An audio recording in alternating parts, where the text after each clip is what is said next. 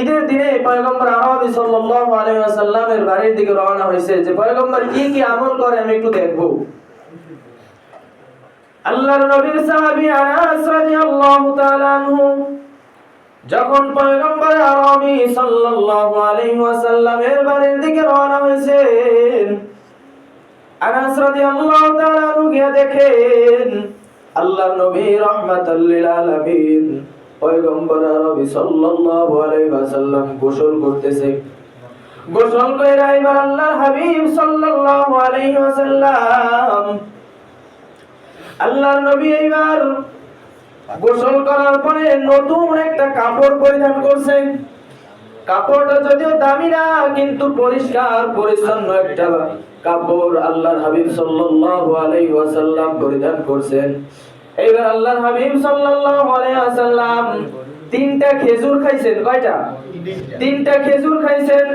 আনাস রাদিয়াল্লাহু তাআলা আনহু জিজ্ঞাসা করতেছে, ও পয়গম্বর তিনটা খেজুর কেন খাইলেন?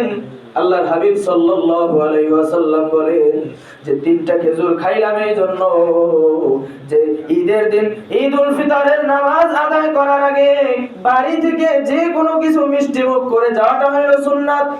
আর আমি আমার কাছে বেজোর সংখ্যাটাই পছন্দনীয়। বেজোর সংখ্যা রাসূলের কাছে পছন্দনীয়।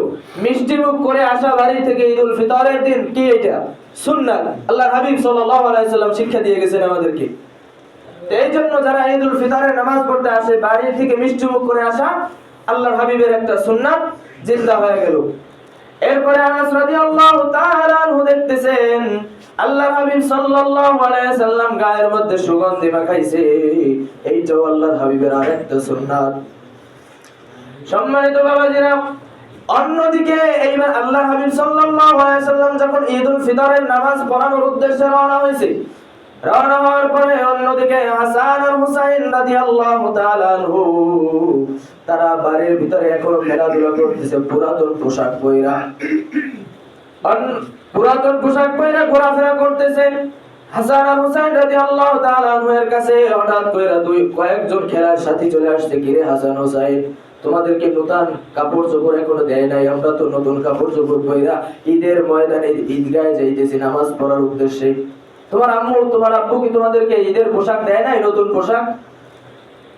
এইটা শুইনা হযরত হাসান আর হুসাইন রাদিয়াল্লাহু তাআলা আনহু তাদের চোখের মধ্যে কেমন পানি চলে আসছে। দৌড় মাইরা ফাতেমা রাদিয়াল্লাহু তাআলা আনহার কাছে গেছে, যে বলতেছে, আম্মা জান, আমার সমস্ত খেলার সাথীরা নতুন পোশাক আদি পরা এইবার ঈদগাহের মধ্যে ঈদের নামাজ আদায় করার জন্য রওনা হয়েছে। আম্মা জান, আমাদের পোশাক কোথায়? আমাদের পোশাক কি দিবা না? আমাদের নতুন পোশাক কোথায়? দাও না, আমরাও একটু ঈদগাহে নতুন পোশাক পরে নামাজের উদ্দেশ্যে যাব। আম্মা জান ফাতেমাতুজ জোহরা রাদিয়াল্লাহু তাআলা আনহা চোখের মধ্যে পানি চলে আসছে। এইবার ডাক দিয়া কয়, বাবা হাসান হুসাইন, তোমাদের জন্য নতুন পোশাক আছে দর্জির কাছে, এখন আনি নাই, তোমরা গোসল করে আসো, তোমাদের জামা আমি দিব। হাসান আর হুসাইন রাদিয়াল্লাহু তাআলা আনহু দৌড় মাইরা গোসল করতে গেছে।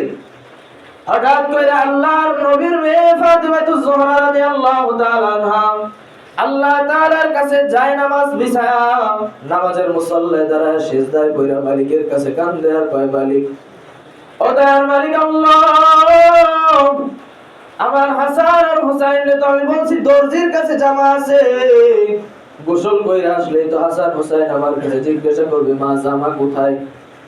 ও আল্লাহ, আমার মুখে যেন মিথ্যা কথার ছাপটা না লাগে মাওলা,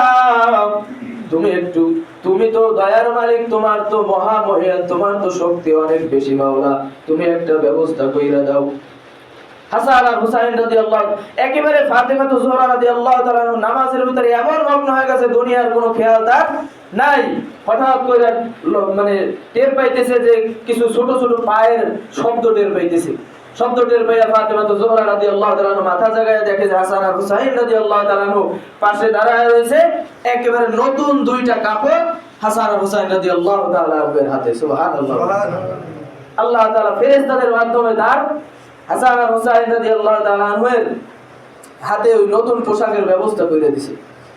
এরপরে আল্লাহর হাবিবের সাহাবায়ে কেরাম ওই ঈদের দিনে নামাজ পড়ার পরে আমিরুল মুমিনিন খলিফাতুল মুসলিমিন ওমর ফারুক রাদিয়াল্লাহু তাআলা আনহু এর কাছে গেছে, এত ঈদের আনন্দ, সবাই আনন্দ করতেছে, কিন্তু একজন ব্যক্তি চোখের পানি ফেলায় ফেলায় কান্না করতেছে।